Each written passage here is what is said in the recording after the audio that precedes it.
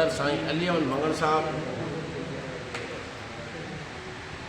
साईं district education officer Khalid Babbar sahib, मुझे तलके जो साईं निज़ामुद्दीन पंवर साहब,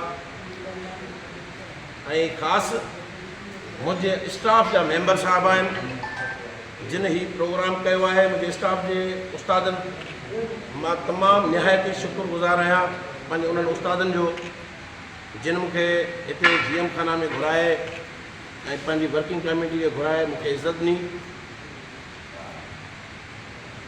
इंशाअल्लाह ही मुझे जेका तव्हां अॼु इज़्ज़त ॾिनी आहे इहा सुभाणे तव्हांखे बि इन ही सूरत में वापस मिलंदी। मां तव्हांखे हिकिड़ी ॻाल्हि ॿुधाईंदो हलां त मुंहिंजी अपॉइंटमेंट 18/1/1984 में थी।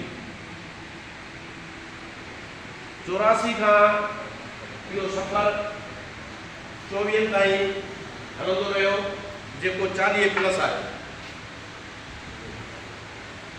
इन में हैदराबाद शहर में मां 94 में आयो।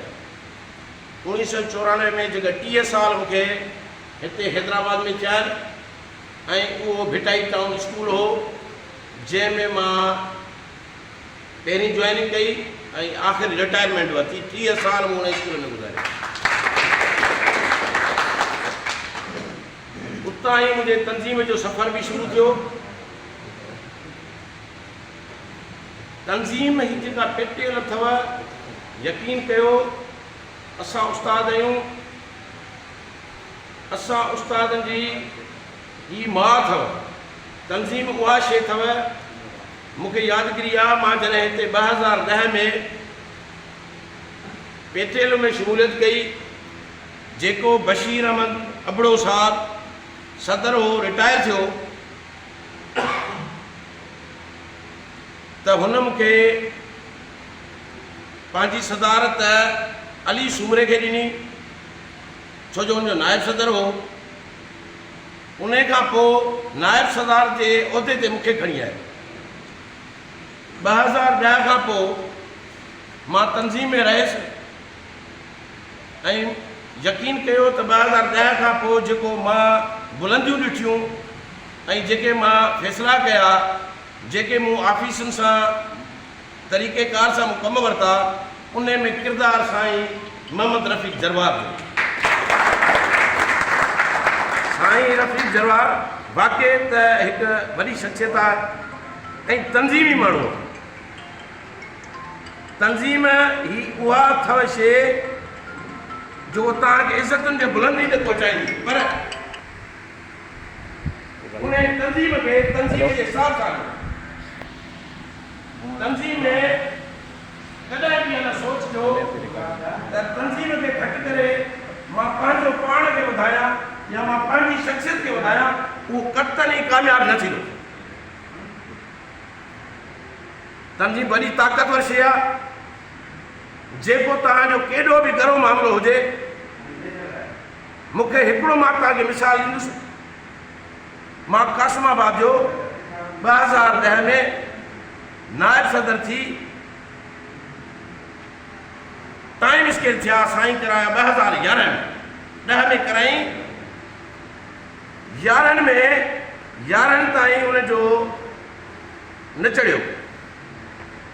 2011 में उहे लागू थिया। साल जो डिफरेंस रहियो। 4 तालुका हुआसीं, हिकिड़ो ज़िलो हो, पर यकीन कंदो त तंज़ीम मूंखे उहा ताक़त ॾिनी। अलॻि मां न हुउसि, सदर मुंहिंजे मथां वेठो हो, पर सदर साहब चयो सही मूंखे टाइम कोन्हे। हू पंहिंजो बिज़नेसमैन हो, हुन पंहिंजी बिज़नेस में कई, मुंहिंजो चार्ज तोड़ तूं वञी कमु हला। हैदराबाद जे शहर में हिकिड़ो सेवण जो उस्ताद बि ऐं ज़हीर मिर्ज़ा जहिड़ो ज़िले जो सदर, शाहनवाज़ चांग जहिड़ो तहलके जो सदर लतीफ़ाबाद जो, यूनुस ख़ासकली जहिड़ो तहलके बाराड़ी जो सदर, सुरैया जतोई जहिड़ी सिटी जी सदर, इन्हनि जे हूंदे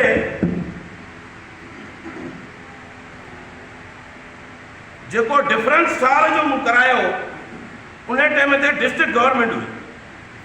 एजाज़ उल हसन जेको असांजो DO रही वियो आहे, जेको डिप्टी डायरेक्टर बि रहियो, उहो डिस्ट्रिक्ट फिनांस जो ऑफिसर हुजे।